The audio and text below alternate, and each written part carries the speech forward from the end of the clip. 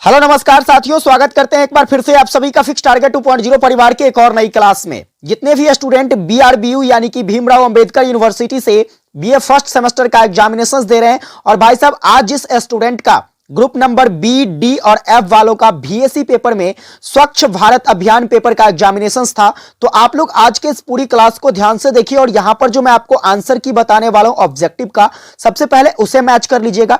इसके बाद मैं आपको बताऊंगा कि मैंने जो आपको स्वच्छ भारत अभियान के लिए क्लास प्रोवाइड किया था वह आपके लिए कितना ज्यादा हेल्पफुल रहा है, हम इस पर भी चर्चा करेंगे। आप लोग पूरी क्लास को ध्यान से देखिए। और मेरे भाई, जिस स्टूडेंट्स का जिस भी यूनिवर्सिटी में अभी स्वच्छ भारत अभियान पेपर का एग्जामिनेशन नहीं हुआ है, वो भी इस क्लास को जरूर देखिएगा और आपको पता चल जाएगा यहां से कि पेपर में कैसे कैसे प्रश्न पूछे जा रहे हैं, आपको किस लेवल से तैयारी करनी है। और स्वच्छ भारत अभियान का पेपर जिसका बाकी है, आज शाम को जो है महामैराथन क्लास आ रही है 6:30 बजे, आप उस क्लास को जरूर ज्वाइन कर लीजिएगा, आपका पेपर बिल्कुल इजी वे में चला जाएगा। चलिए भाई साहब, हम क्वेश्चंस की तरफ रुख करते हैं और सबसे पहले ऑब्जेक्टिव क्वेश्चंस पर चर्चा करते हैं। बहुत ही सिंपल क्वेश्चंस पूछा गया था।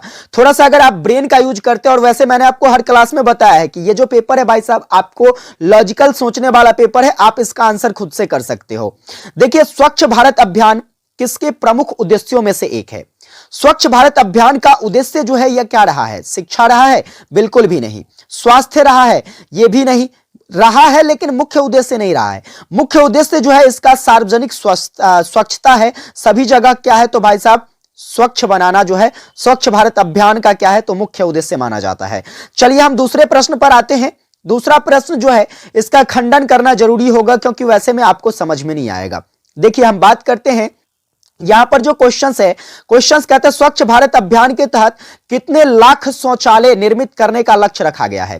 तो जब स्वच्छ भारत अभियान की शुरुआत की गई तो मैं आपको बता देना चाहता हूं कि इसमें जो लक्ष्य निर्धारित किया गया था वह शौचालय निर्माण की अगर बात करें तो 11 करोड़ 10 लाख शौचालय के निर्माण की बात कही गई थी। ठीक है, लेकिन यहां पर लाख में पूछा जा रहा है, तो यहां पर जो है इसका आंसर आपका ऑप्शन नंबर सी हो जाएगा 10 लाख। ठीक है, वैसे अगर करोड़ में पूछा जाता तो 11 करोड़ 10 लाख इसका आंसर होता। चलिए भाई साहब, हम बात करते हैं अगले प्रश्न पर। आपका अगला नंबर क्वेश्चंस क्या कहता है? तो अगला नंबर क्वेश्चंस कहता है कि हाथ से मैला ढोना, यानी कि आप किसी भी गंदी चीजों को या फिर कहे तो किसी भी अस्वच्छ चीजों को हाथ से ढोते हैं तो यह एक अमानवीय गुण माना जाता है, यह स्वास्थ्य के लिए भी हानिकारक है और कानूनन यह अपराध भी माना जाता है। इसीलिए भाई साहब इसका जो करेक्ट आंसर हो जाएगा ये हो जाएगा हमारा ऑप्शन नंबर 4 इनमें से सभी। चलिए हम बात करते हैं अगले क्वेश्चंस पर। आपका अगला क्वेश्चन जो पूछा गया था, निम्नलिखित में से पानी किससे पीने के लिए सुरक्षित है। यानी कि पानी पीना जो है, उबालकर पानी पीना बिल्कुल सुरक्षित है, क्योंकि उसमें जितने भी जीवाणु विषाणु होते हैं वो मर जाते हैं। क्लोरीन मिलाकर भी पानी पीना जो है यह स्वास्थ्य के लिए लाभदायक होता है।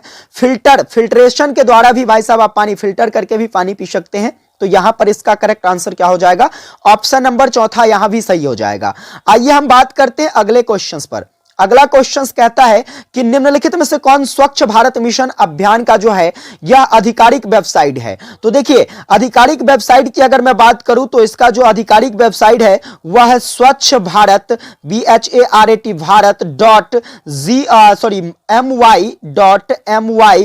my.my.gov.in। ठीक है, यहां पर अगर इसके अकॉर्डिंग हम बात करते हैं तो आपका यहां पर ऑप्शन नंबर जो है तीसरा ये बिल्कुल सही हो जाएगा। ठीक है, चलिए हम आगे बात करते हैं। अगला ओडीएफ के बारे में मैंने आपको पढ़ाया था। ओडीएफ भाई साहब जो है इसका फुल फॉर्म ओ फॉर होता है ओपन, क्या होता है? O for open. इसके बाद डी फॉर होता है डिफेक्शन, क्या होता है? डिफेक्शन। और इसके बाद एफ फॉर क्या होता है? तो एफ फॉर होता है फ्री, यानी कि खुले में शौच मुक्त। ठीक है, लेकिन देखिएगा भाई साहब यहां पर जो है, यहां पर आपका ऑप्शन क्या क्या है? खुले में शौच मुक्त प्लस, ये तो आपका नहीं होगा, ये भी आपका नहीं होगा।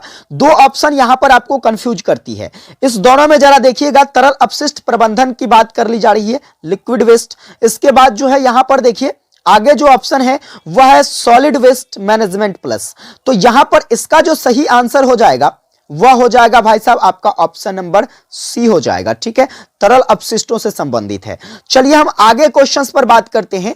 क्वेश्चंस आपका कहता है निम्नलिखित में से कौन सा अपशिष्ट निपटान विधि का एक प्रकार नहीं है।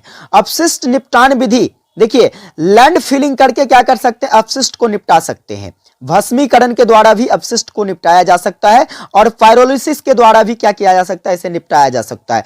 लेकिन खाद्य निर्माण प्रक्रिया के द्वारा जो है अपशिष्टों को निपटारा नहीं किया जा सकता है। चलिए आगे बात करते हैं। आपका अगला क्वेश्चन देखना, ये क्वेश्चंस इंपॉर्टेंट था, मैंने आपको पहले भी बताया था कि 2021 के स्वच्छ सर्वेक्षण के मुताबिक जो है भारत का तीसरा सबसे स्वच्छ शहर की बात करी जा रही है। तो तीसरा में भाई साहब आपका कौन आ जाता है, देखिए सबसे पहला नंबर पर आपका इंदौर आता है, दूसरा नंबर पर आपका सूरत आता है और तीसरा नंबर पर आपका मैसूर होता है। ठीक है, यानी कि आपका क्या हो जाएगा, यहां पर ऑप्शन 4 सही हो जाएगा। फिर हम आगे बात करते हैं। देखिए कहता है कि आपको अपने हाथ कब धोने चाहिए, आपको अपना हाथ कब धोना चाहिए, भोजन पकाने या खाने से पूर्व। बिल्कुल सही बात है, भोजन पकाने से पहले भी आपको हाथ धोना चाहिए और खाने से पहले भी आपको हाथ धोना चाहिए। शौचालय का प्रयोग करने के बाद, ठीक है, शौचालय से जब आप आते हैं तो आपको हैंड वॉश करना चाहिए। बिल्कुल सही ऑप्शन ये भी है।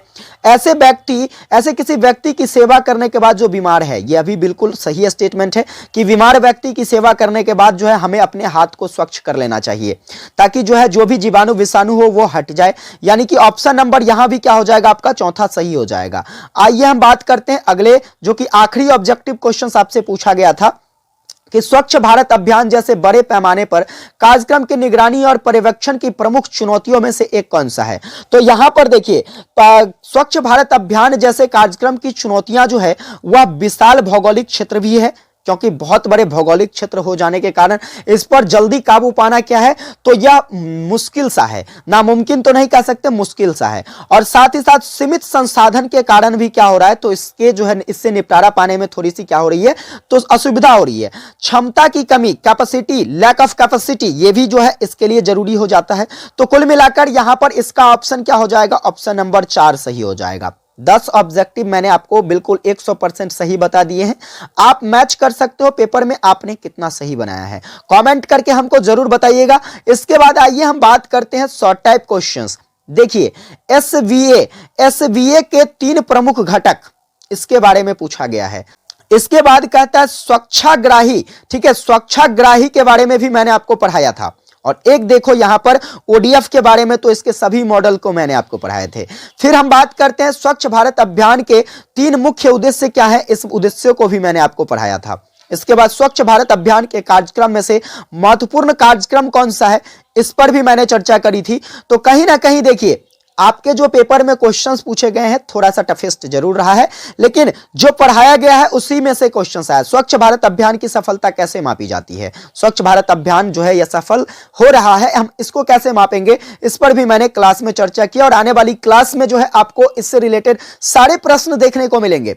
चलिए लॉन्ग टाइप क्वेश्चंस पर आते हैं। लॉन्ग टाइप क्वेश्चंस पूछा गया, स्वच्छता के गांधीवादी दर्शन को स्पष्ट कीजिए। आप मेरा गेस उठाकर देख लो भाई, मैंने बताया था कि नहीं क्वेश्चंस तैयार करना है आपको। हाँ, इसका आंसर की मैंने नहीं करवाया था आपको, लेकिन गेस क्वेश्चंस के तौर पर मैंने जरूर बताया था। इसके बाद एसवी ऑफ इंडिया, भारत में एसवी ऑफ इंडिया के प्रभाव का वर्णन नहीं पढ़ाया था मैंने। आइए आगे बात करते हैं।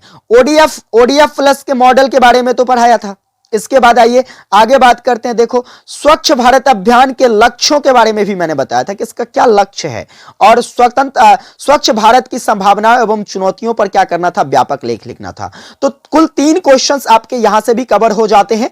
तो यहां से देखिए क्वेश्चंस लगभग जो है आपको हमारे क्लास से देखने को मिले हैं। कुछ क्वेश्चंस अल्टरनेटिव था और पहले भी मैंने आपको बताया था कि भाई साहब यह जो है एक तरीके से करंट रिलेटेड टॉपिक है और करंट रिलेटेड टॉपिक में क्वेश्चंस जो है ये कहां से बनाए जा सकते हैं, तो कहीं से भी बनाए जा सकते हैं। इसीलिए सिर्फ इसके कॉन्सेप्ट को आप समझ जाइए और अपना थोड़ा सा ब्रेन यूज कीजिएगा, आप अपने सभी प्रश्नों का आंसर कर सकते हैं। क्लास यदि आपको हेल्पफुल लगी हो, चैनल पर नए हैं अभी तक सब्सक्राइब नहीं करे हो, सब्सक्राइब करके नोटिफिकेशन बेल को ऑन कर लेना। सेशन को एक प्यारा सा लाइक करके अपने सभी दोस्तों को भी जरूर शेयर करना। विशेष आप लोगों से अगली क्लास में मिलते हैं, तब तक के लिए जय हिंद, वंदे मातरम।